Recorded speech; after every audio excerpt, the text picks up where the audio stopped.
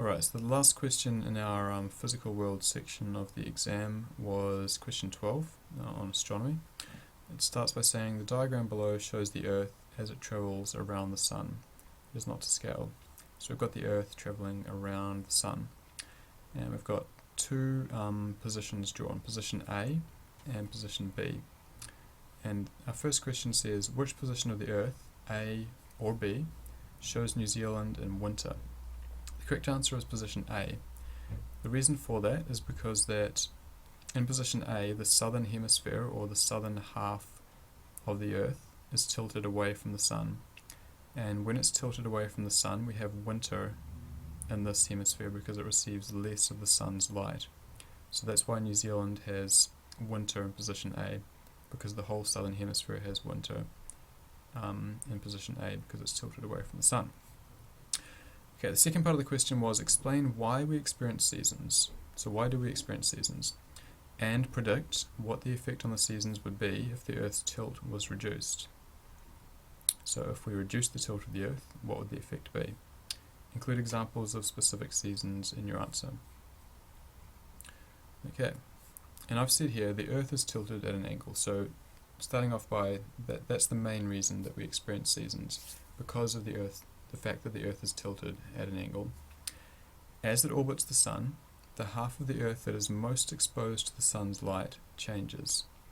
So as we go around the Sun, the half of the Earth, so with the top half or the bottom half, that's most exposed to the Sun's light, that receives most of the Sun's light, is changing. When the southern hemisphere is tilted away from the Sun, so that's this part here, when this is tilted away from the Sun, as in position A in the diagram above, it is winter in this hemisphere. At the same time, the northern hemisphere experiences summer because it is tilted towards the Sun. So what I've said there is that when this hemisphere is tilted away, it's winter, and at the same time, this hemisphere is tilted towards the Sun, and therefore it's summer up here. And then I've said the seasons are reversed for each hemisphere in position B. So over here we have the opposite. We have summer for the southern hemisphere and winter for the northern hemisphere. So that's the explain part. Basically, the Earth's tilted. As it orbits around the Sun, it changes the amount of the Sun's light that each hemisphere receives. The one that's tilted away from the Sun has winter. The one that's tilted towards the Sun has summer. And then the second part of the question was to predict what the effect on the seasons would be if the Earth's tilt was reduced. So if we reduce the Earth's tilt to a lesser angle, how would that affect the seasons?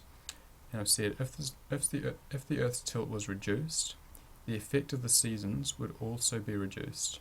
There would not be as much difference between the seasons as there currently is. And that's the correct answer. If we reduce the tilt, there would not be as much difference between summer and winter. They'd be more similar. It would reduce the effect of the seasons, basically. So let's have a look at the marking schedule for that one. So here's our correct answer here. And for achieved, if you said simply that the Earth is tilted at an angle, so if you made some mention of the fact that the Earth is tilted at an angle, which is why we have seasons, then that was sufficient to achieve in that question. Then for merit, if you said that the tilt of the Earth results in some parts of the Earth receiving more and hotter sun than others, so if you said that because of the tilt, some parts receive more sun than others, and you gave at least one example of a specific season, so talking about winter or summer and how those work, then that was enough for merit. Or if you did the predict part of the question correctly, if you said that if the Earth's tilt was reduced, the effect of the seasons would be less, if you got that part, then that was also enough for merit. And for excellence, if you correctly explained how the tilt of the Earth causes the seasons, and you had a correct prediction of the result of the Earth's tilt being reduced, and if you gave at least one example of a specific season, so if you covered everything the question asked for, that was enough for excellence. Okay, lastly, the way the overall grade was assigned for the paper. There were 15 opportunities for achieved, so 15 A's, 12 M's, and 6 E's throughout the paper. If you got at least 9 of any of these ones, A, M, or E, so if you got at least 9 of anything, then that was enough to achieve. if you got at least 7 at merit or above, so at least 7 M's or E's, that was enough for merit. And for excellence, you had to get at least 4 of the excellence questions. So that's the end of the paper.